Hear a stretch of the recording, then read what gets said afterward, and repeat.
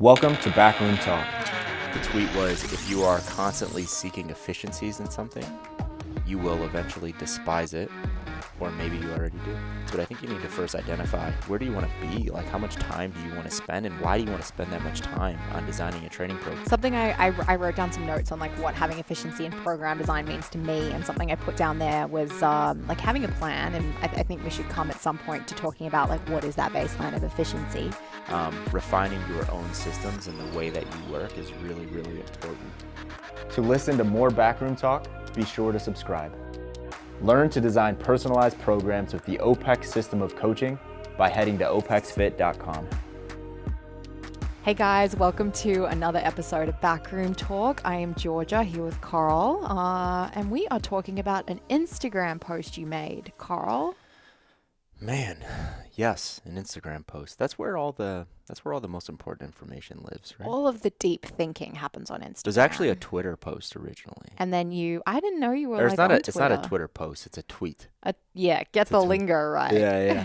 I'm like a voyeur on Twitter. Yeah, I don't do a lot there, but it's an interesting place for news. So read us off what your tweet turned Instagram post said.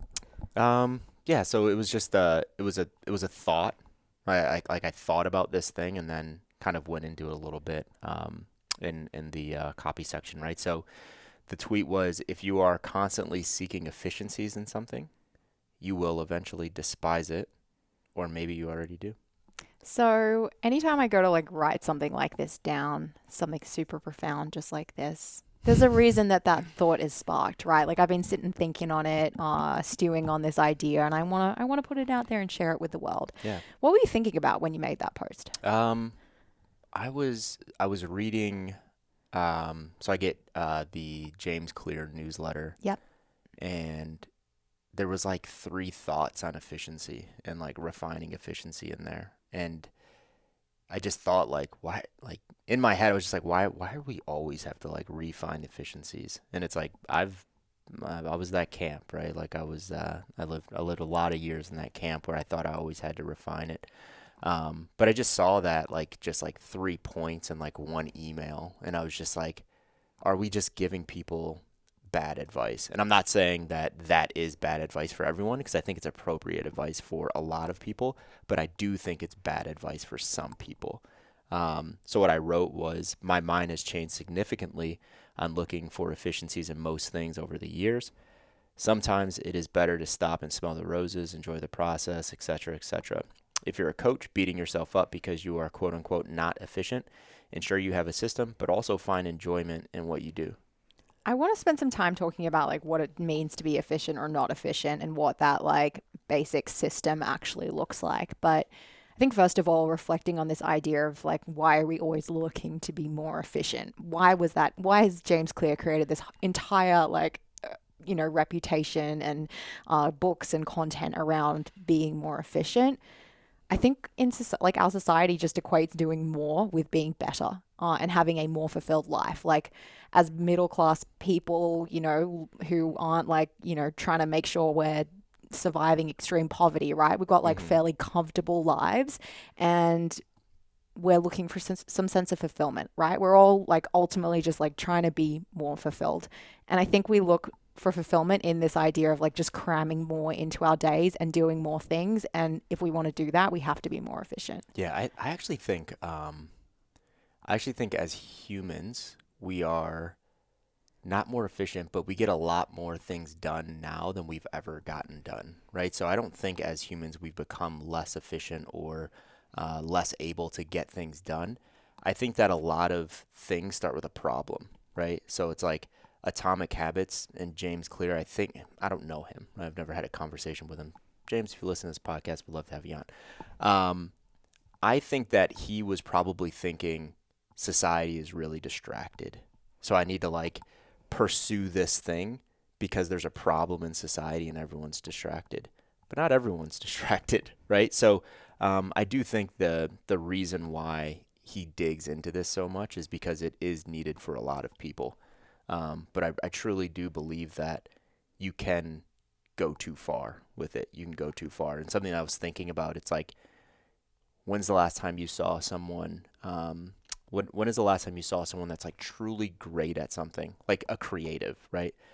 Someone that's truly great at creating music, someone that's truly great at painting a picture. I don't think that those people are thinking in their heads, how do I do this more efficiently? I think they're trying to find flow, not efficiency, right? And those two things are totally different. And you can find efficiencies within flow, right? Like sometimes when you're, on that flow path, things are just more efficient because you're like in there, you're not distracted, you're focused on the thing. But I don't think that that always means doing it faster.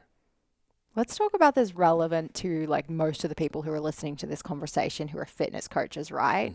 Hmm. Um, what does it mean to be that you do something that's like pretty creative, right? When we sit down and we design programs and we coach people, there's absolutely a level of creativity that goes into doing that.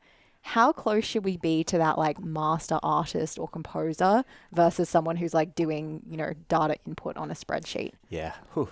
Um, Depending on what coaches are programming for, right? And let me explain that more. So, when I owned a CrossFit gym and I programmed for a class or classes, there was that feeling was a lot different than programming for an individual. I couldn't find flow there. Why couldn't I find flow? Because there was no challenge. There was no creative process really. You're putting exercises into this thing, into this spreadsheet because you're just like in your head, you're thinking about a long-term progression and not thinking about an individual person, right? Um, Now I think about writing a training program for a person, and then everything that you just said rings true, right? There's creativity in the process. There's challenge. What did they do last week? What are their goals? Where are we trying to get them? What can I manipulate here or here? What can I do to make them more connected to this design? Like there's a lot of challenge and creativity that goes into that. So I actually don't think all program design is created equal from a standpoint of what is efficient, what is flow. Should you be in that creative mode versus data input? If I'm writing a training program for 10,000 people around the world, in my head, I'm thinking data input, progression, n equals 10,000, right? If I'm writing it for a person, I'm thinking more like this. If you can't like see me, I'm like, I don't know, I'm doing a thing with my shoulders. Yeah, I'm thinking more like creative and finding flow and all of that. So yeah, I mean, another thing that sparked this up actually, someone, who was it that sent me this? Oh, I know, I'm not going to say who it was, but I do know who it was who sent it to me. But they sent me like a thing about like, um, create a train, like if you're not creating a training program in less than 4 weeks of training in less than like 20 minutes, something like that, like you're wasting your time or you don't know how to program design or something like that. And I'm like, man, 4 weeks of training in less than 20 minutes? It's like, who are you writing that training program for? And are you writing it for an individual? Are you like putting that thing in like Wodify and it's going to like, a bunch of people around the world? Like, who is that being written for? And I think that's misleading when people see stuff like that because they're like, in their heads, they're like, man, I'm writing a training program for Georgia and I can't do 4 weeks within 20 minutes with all the things that I'm thinking about. And if we tried to do that, there will be no creative process. Yeah. We will be data scientists putting these things in and just like trying to beat the clock.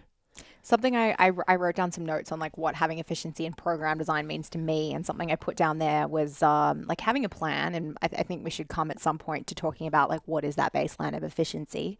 We want to have a plan, right? Like I want to have an idea in my head of where I'm taking myself or my client 12 months from now. Mm-hmm. But that isn't sitting down and writing out a 12-month program. Like you're not actually doing 12 months of program design in the beginning, because Yep. you could do that if you were again putting together a template or a group program, and that is completely fine. But for me, that's not the efficiency I'm looking for in individual design coaching. I want to be able to, again, have this idea in 9 months of where I'm taking Carl if Carl is my client.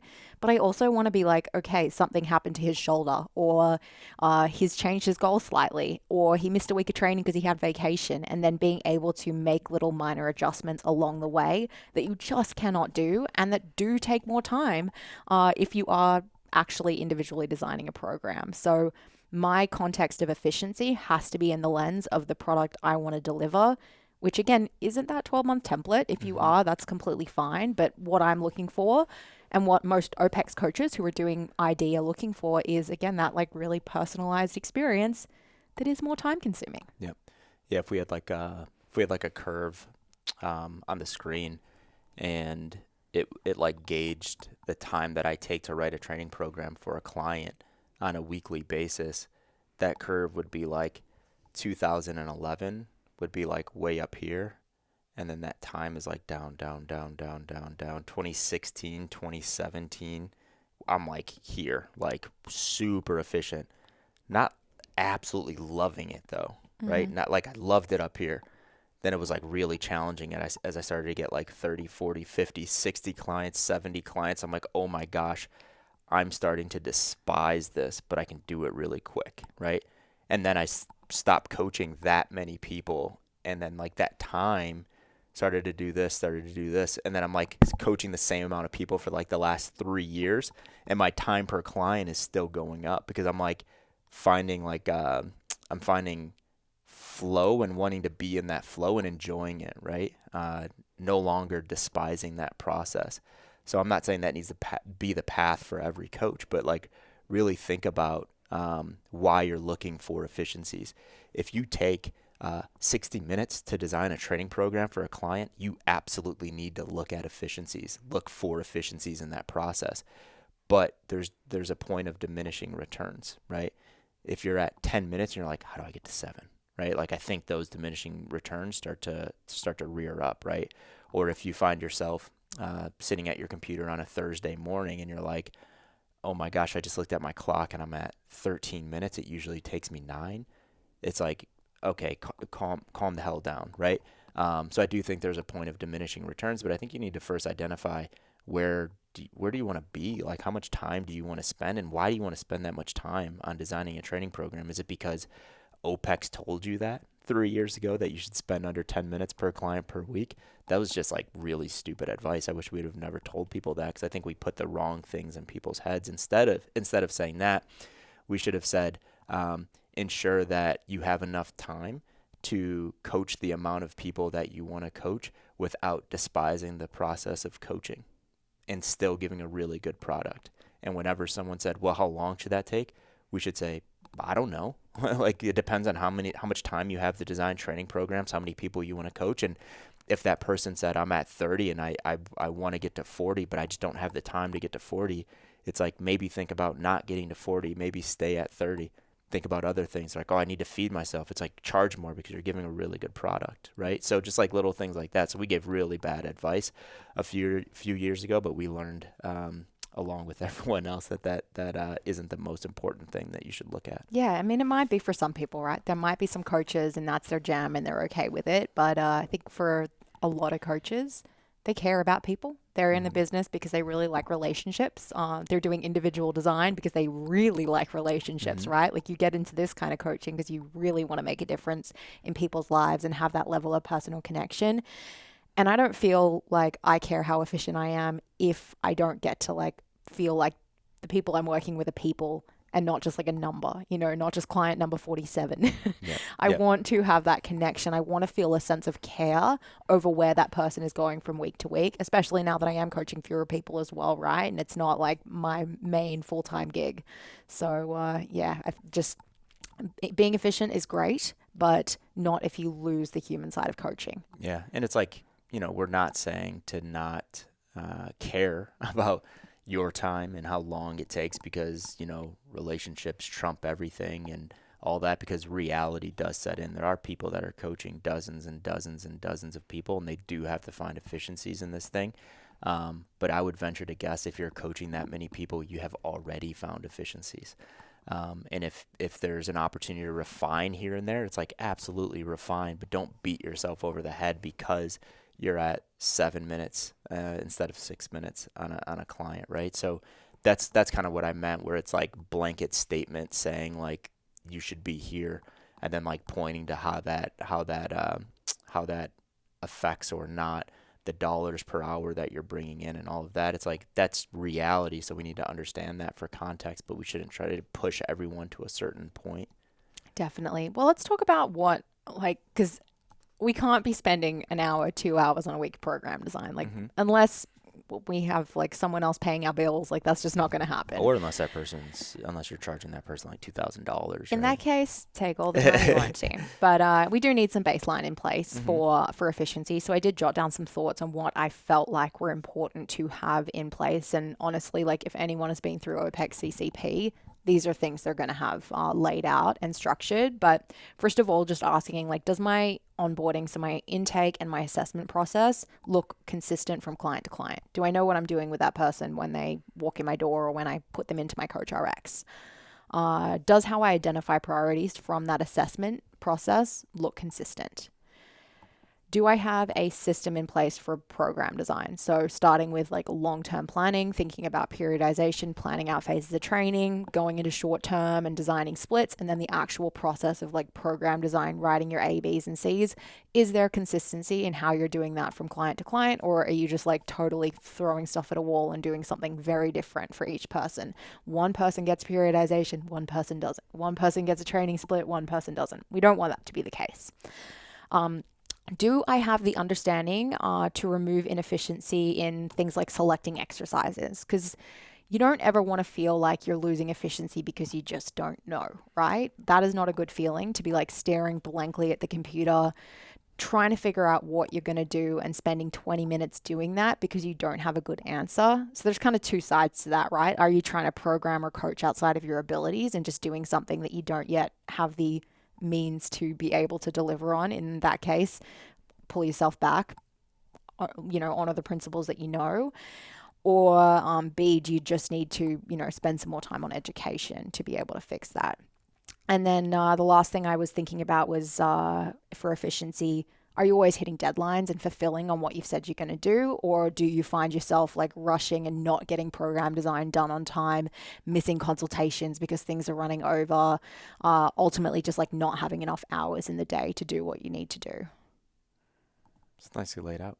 Anything Yeah. else? Anything else you think is important from an efficiency standpoint? Like if you check this off, you're good. Yeah. We use the term systems a lot, like have systems. What you just laid out, you gave an example of having a system. We actually just talked about systems on the gym's call just now. It's like my systems are different than your systems are different than the person watching or listening systems, right? You may use the same system, right? Like you guys might both be in like Coach RX, but you guys use it a little bit differently. So refining your own systems and the way that you work is really, really important. And refining is like a key word there, I think, because we could always refine the way that we do things, but it has to be, unless you just have to like rip everything apart, deconstruct and rethink the thing. Like if we're in a pretty good place, like let's always think about where we can refine along the way. So just having like a system in what you do and how you work is really, really important. And we talked about that in the class that we did in LearnRx. It was like the individual design efficiency with Coach RX. We kind of walk through like the systems, right? Like having your own systems and building your own system. And we use Coach RX for that. The reason why we're building that thing for individual design coaches specifically is because we identified that individual design coaches needed a system more than any other coaches in the world, right? Because it's difficult working with like this person, this 5-minute block, and then this person, this other, you know what I mean? Like here to here to here to here. So we built that system to account for that thing, right? So we just dig into that in that class, and I think we offer some like decent, not solutions, but some decent things to think about, right? And understanding like what is your problem? Why are you inefficient? Not that we're saying everyone that watches that has a problem, but just a process in identifying your inefficiencies in your system. So I think that's like the big thing that came out of what you just hit was just like have a system in a way that you work. Definitely. Not only in coaching though, across No. everything, right? Have a system in a way that you work in everything, not work, a way that you do everything. Just have some context, have some system, have some way to check in to make sure like, am I doing the right things? Am I doing things good enough, so on and so forth. So I think having a system wrapped around everything that we do is beneficial. One last question. What does being efficient feel like to you? Let's make it like especially specifically in the context of coaching. God, that's a good one. Efficiency to me and coaching feels like enjoyment, Yeah. right? Like truly enjoying what you're doing, right? Like, think about the last time you watched a bad movie and you like, I'm thinking about Batman right now, actually, and you look at your watch and you're just like, is this thing almost done? How long has this been going on? So, efficiency feels like not that, right? Where it's like 10 minutes can go by and it feels like 10 seconds, right? Like efficiency just feels like being there, being present, not worrying about anything else, and just like, this might just be for some people, but for me, efficiency feels like there's a problem in front of you and you solve it, and then there's another problem and then you solve it, and then there's another problem and then you solve it. So it's like all of these little wins that just like stack on top of each other in a given period of time. Yeah, I definitely feel the same way. And it's this feeling of being okay with letting something fill the time it's going to take and not trying to cram it into a smaller box. And it doesn't have to feel like the most like exciting thing. It's not like eating a tub of ice cream or like watching a really great movie necessarily. Like you're not always going to get that feeling from something you're efficient in, but you're just going to be okay with doing that thing. You're not going to feel like you have to get it done sooner. And that to me, that's flow. Yeah. Yeah, there's some dopamine involved in that. I was just thinking like watching a like really exciting movie or eating ice cream. There's dopamine that occurs there, right? So I do think that the feeling of flow, like if we strap someone up and we're testing like hormones that are going through their body, dopamine is probably more present during those times. Just not as high as if I was having chocolate peanut butter ice cream. So that is efficiency and our take on efficiency, guys. We talked about systems a lot in the conversation, and for anyone that is not yet a CCP coach, that would be my go-to, obviously, for wanting to develop better coaching systems, and everything we laid out around assessment, intake, program design, what you're doing on the business side as well. CCP is the place for the knowledge and the principles, but it's also the place to go to figure out how to do those things and have a really well thought out, tested system that thousands of coaches have used and banged on and refined over the years. So don't reinvent the wheel. Don't do the guesswork and try and build out the system for yourself. You're going to take the OPEX method you learn in CCP, and there are going to be little things that you do differently from the way that we do them, because we're all individuals and we all have different senses of what makes for a good system. But at the end of the day, we do have that blueprint there for you. And we are currently enrolling for our October CCP cohort. We opened up pre-sale, I think, a week before this podcast episode goes out. So we should still be in pre-sale as this episode airs. We would love to have you in there, and we do have a special offer for that pre-sale as well. We have a 95 down until July 15th. So guys, click the link in the description and go ahead and apply to CCP if it's something you've been thinking about. We will see you there.